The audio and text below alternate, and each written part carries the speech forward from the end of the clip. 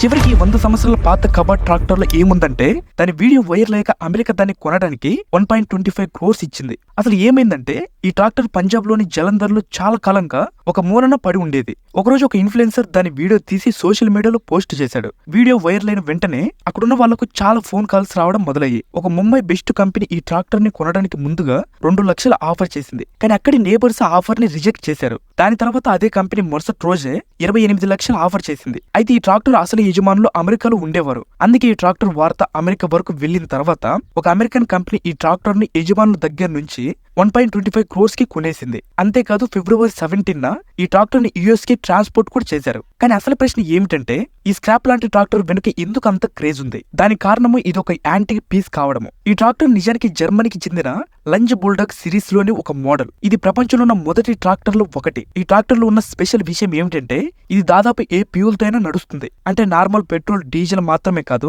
Vegetable oil తో కూడా నడుస్తుంది. అందుకే ఈ స్పెషల్ ట్రాక్టర్ ని మ్యూజియం లో పెట్టడానికి అమెరికా కొనేసింది.